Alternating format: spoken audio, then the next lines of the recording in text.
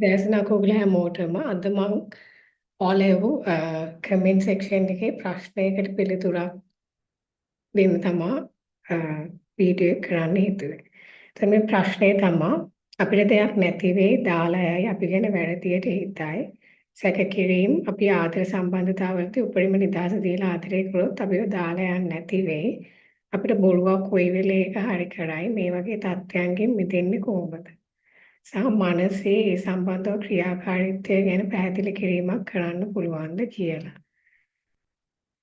ඉල්ලා සිටිනවා. ඉතින් මේ ප්‍රශ්නේ අපි ගත්තොත් එහෙම මම මේ ප්‍රශ්නෙට වීඩියෝ එකක් කරන්නම් කියලා මම දැම්මා. ඉතින් මට මේක පැහැදිලි කරන්න ඕන තියෙන්නේ ඇත්තටම කියනවා නම් අපේ ජීවිතය කියන එක හරීම අවිනිශ්චිත දෙයක්. අපි ගොඩක් වෙලාවට බලන්නේ නිශ්චිතභාවයක්. නමුත් මේ මුළු ජීවිතේම හරිම අවිනිශ්චිත ජීවිතයක් තියෙන්නේ. ඉතින් එහෙම අවිනිශ්චිත ජීවිතයක අපි හිතනවා නම් රිලේෂන්ෂිප් එකක් මුළු හැමදාටම තියෙයි කියලා. ඒක ඇත්තටම ඉතින් ප්‍රායෝගික නැහැ. මොකද ඇත්තටම කියනවා නම් රිලේෂන්ෂිප් එකක් පටන් ගන්න තැනමයි බ්‍රේක් අප් එක පටන් ගන්න.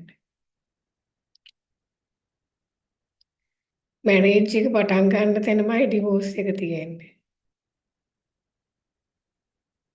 ඒක තමයි ඇත්ත කතාව. මේක ඩුවැලිටි එකක් ජීවිතේ කියන්නේ. අපි දන්නේ අපිට මොන දෙයකට මුහුණ දෙන්න වේද කියලා. ජීවිතේ කියන්නේ හරියට සූදුවක් වගේ. ගැම්බ්ලින් කියන එක ඇත්තටම ඒ වගේ. මොකද අපිට මේ ජීවිතේ නිශ්චිත කරන්න විදියක් නැහැ. ඉතින් අපිට පුරුදු වෙන්න වෙනවා මේ අවිනිශ්චිත භාවයත් එක්ක ජීවත් වෙන්න පුළුවන්. මේ ජීවිතේ තියෙන ඒක කරන්න බෑ මනසට. මොකද මනස කොයි වෙලාවෙත් නිශ්චිත භාවයක් තමයි බලන්නේ. මනසට යම්කිසි දෙයක් දැනෙන මොකද රිලේෂන්ෂිප් එකක තියෙන්නේම අවිනිශ්චිත භාවය. මොකද අපි දන්නේ අනිත් කෙනා මොනව කරයිද කියලා. ඒක තමයි විදිය. ඉතින් අපිට පුළුවන් ද මේ අවිනිශ්චිත භාවයත් එක්ක ජීවත් වෙන්න. මේ අවිනිශ්චිත භාවයත් එක්ක දැනෙන අපහසුතාවයත් එක්ක ජීවත් වෙන්න. මොකද මනසට හැම වෙලේම ඕන නිශ්චිත ස්වභාවයක්, නිශ්චිත වෙන්න ඕනේ දෙයක්. ඉතින් අපිට දෙයක් දාලා යන්න නැති වෙන්න කියන මේ නිශ්චිත භාවය ඇත්තටම අපිට නෑ කවදාකවත්. ඕන වෙලාවක රිලේෂන්ෂිප් එකක් පටන් ගනිද්දී වල තේරුම් ගන්න ඕනේ මේක කොයි වෙලාවෙ නැති වෙයිද දන්නේ. ඒ තමයි ඇත්ත කතාව. අපි කවදාකවත් ඒ නැති වෙන එක ගැන හිතන්නේ අපි හැම වෙලේම එක පැත්තක් දකින්නේ. ඒ නිසා තමයි අපි දුක් විඳින්නේ. හැබැයි අපි දැනගෙන ඉන්න ඕනේ මේ ජීවිතය කියන්නේම ද්විත්වයක්. මේක පටන් ගනිද්දිමයි අනිත් ද්විත්වය දෙක එකට තියෙන්නේ. රිලේෂන්ෂිප් එක පටන් ගන්න තැනමයි බ්‍රේක් අප් එක තියෙන්නේ. බ්‍රේක් අප් එක පටන් ගන්න. ඉතින් ඒක තමයි ඇත්ත කතාව. ඉතින් අපිට මේකට නිශ්චිතභාවයක් දෙන්න විදියක් නැහැ. ඒ අවිනිශ්චිතභාවයත් එක්ක අපිට ජීවත් වෙන්න වෙනවා. ඉතින් ඊළඟ එක තමයි අපිට කොයි වෙලාවෙ පොරුවක් කරයිද කියන එක. අපි දන්නේ නැහැ කොයි වෙලේ චීට් කරයිද කොයි වෙලේ දාලා යයිද මේ දේ දන්නේ නැහැ ඉතින්.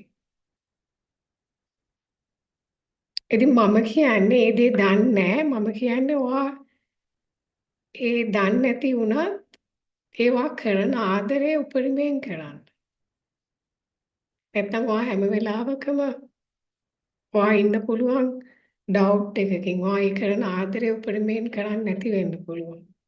මම කියන්නේ මේ ජීවිතයේ අවිනිශ්චිතභාවය තේරුම් තේරුම් ගන්න මේක ඕන වෙලාවක නැති වෙන්න පුළුවන්. එහෙම දැනත් ඔයා කරන දේ උපරිමයෙන් කරන්න. සමහර විට ඔයාට ඒ උපරිමයෙන් කරද්දී ඒ කෙනාගෙන් ඒ දේ ලැබෙන්නේ නැති වෙන්න පුළුවන්. හොඳට මතක තියාගන්න ඔයා දෙයක් උපරිමයෙන් කරොත් මේ විශ්වය බලාගෙන ඉන්නේ ඇත්තටම. ඔයාට ඒක මොනෑම ආකාරයකින් ඔයාට ලැබේ. දැන් මම ගත්තොත් මමත් ආදරේ උපරිමයෙන් කරපු කෙනෙක්. ඉතින් මම ඒ දේම ඒ උපරිමයෙන් කරන්න මම දෙයක් කරද්දී ඒක උපරිමයෙන්ම කරන කෙනෙක්. ඉතින් මම ඒ දේ අන්තිමට මගේ සත්‍ය ගවේෂණයට යොමු වුණා. ඉතින් ඒක තමයි මගේ මුළු ජීවිතේම වාග්ය ඇත්තටම කියනවා නම්. ඒ නිසා ඔයා මේ අවිනිශ්චිතභාවයත් එක්ක කොයි වෙලාවෙ නිශ්චිතභාවයක් හොයන්නේ නැතුව ඒ කියන්නේ කොයි වෙලාවත් constant doubt එකක ඉන්නවනම් ඔයාට ඇත්තටම ජීවිතේ විඳින්න හම්බෙන්නේ නැහැ. කොයි වෙලාවෙත් ඔයා ඇත්තටම ඉන්නවනම් බයෙන් ඉන්න වෙන්නේ. ඒ නිසා මම කියන්නේ මේ බය පැත්තකින් තියලා ජීවිතේ හරියට තේරුම් ගන්න. මේක තමයි ජීවිතේ යථාර්ථය. අපි කැමති වුණත් අකමැති වුණත්. ඒක තේරුම් ගන්න ඔයා ජීවිතේ උපරිමයෙන් ජීවත් වෙන්න. කරන දේ උපරිමයෙන් කරන්න. ඒක කොයි වෙලාවක හරි ඔයාට ආයි අනිත් පැත්තට ලැබෙනවා. ඒක තමයි මොකද මේ විශ්වය බලාගෙන ඉන්නේ ඔයාලා මොනවද කරන්නේ කියලා. ඒක සමහරවිට ඔයාගේ රිලේෂන්ෂිප් එකෙන් ඔයා උපරිම කරද්දී ලැබෙන්නේ නැති වෙන්න පුළුවන්. නමුත් ඒක ඔයාට කවදා හරි ලැබේ. ඒක තමයි ඇත්ත. ඉතින් මම කියන්නේ ඔයා ජීවිතේ මේ අවිනිශ්චිතභාවය තේරුම් අරගෙන ජීවිතේ උපරිමයෙන් ජීවත් වෙන්න.